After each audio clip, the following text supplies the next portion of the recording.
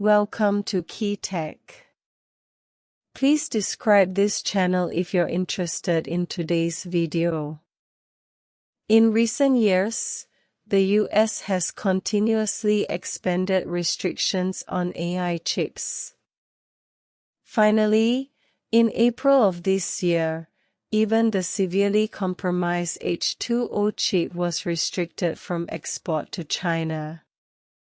However, after numerous efforts by Nvidia CEO Jensen Huang, the US lifted the restrictions, but due to security concerns, the market disappeared.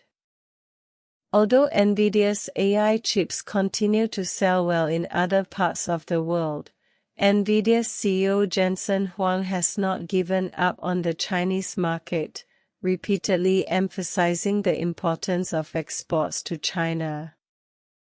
Recently, news has emerged that Trump may further relax restrictions. Recently, Nvidia's CEO Jensen Huang has repeatedly stated that the market share of AI chip sales in China has dropped from 95% to 0%.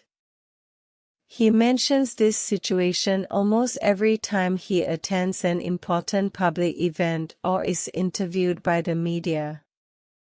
The reason is that after the H2O chip resumed exports to China, serious security vulnerabilities and backdoors were discovered by mainland China, and this was publicly pointed out by relevant mainland official agencies.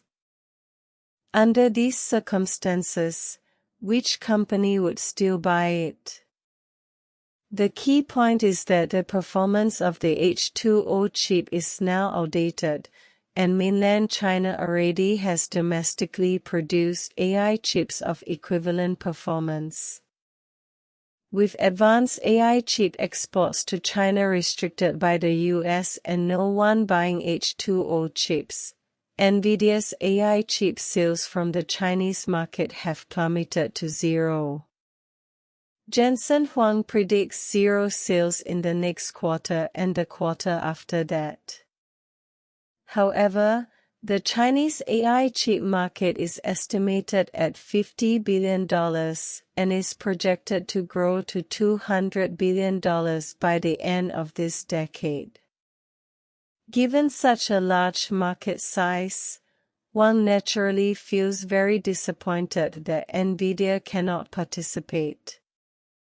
This is why he continues his efforts to promote the benefits of Nvidia's AI technology to both the US and Chinese governments, hoping to regain a foothold in the Chinese market. Recently, Nvidia released its third-quarter financial report, exceeding market expectations. Revenue reached $57.006 billion, a year-on-year increase of 62.49%, and net profit reached $31.91 billion, a year-on-year increase of 65.26%, setting a new quarterly record. Even so, Huang still stated that US export controls have caused Nvidia's AI chip sales to China to stagnate. Jensen Huang believes that if the two governments can reach a cooperation agreement, mainland China will be a huge market and an important source of revenue. This revenue will allow them to further increase investment and maintain their global AI leadership. In an interview, Huang also publicly stated that returning to the mainland market and allowing Nvidia to compete there would benefit not only the American people and the American technology industry, but also their global success. Huang also believes that using Nvidia AI chips would benefit mainland China and its AI industry. Huang's reasoning stems from the fact that after obtaining H2O approval, the next step is to export advanced Blackwell AI chips to China. However, Trump recently reiterated publicly that he will not approve Nvidia's export of Blackwell AI chips to China. Despite this, the U.S. government has not completely dashed Nvidia's hopes. While prohibiting the export of Nvidia Blackwell chips to China, reports indicate that Trump is considering whether to allow Nvidia to export other AI chips to China. Reuters recently reported, citing sources familiar with the matter, that the Trump administration is considering approving Nvidia's export of H200 chips to China to ease tensions between the two countries and address Nvidia's zero AI sales to China. The report indicates that the U.S. Department of Commerce, responsible for export controls, is reviewing changes to its policy prohibiting the sale of AI chips to China.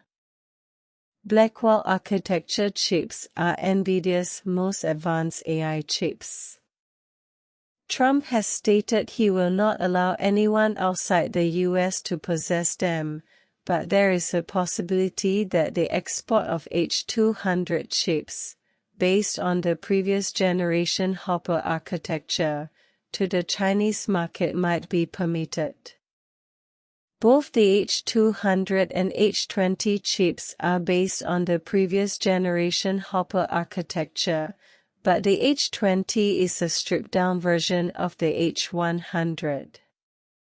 The H200 offers significantly improved performance compared to its predecessor, with tests showing its performance to be twice that of the H20. However, due to relevant U.S. export control rules, Nvidia will likely need to further modify the H200 before it can be allowed for export. However, even with Nvidia's downgraded H200, its overall performance is expected to be significantly stronger than the original H20. This is indeed good news for domestic manufacturers urgently needing high-performance AI chips, enabling rapid iteration.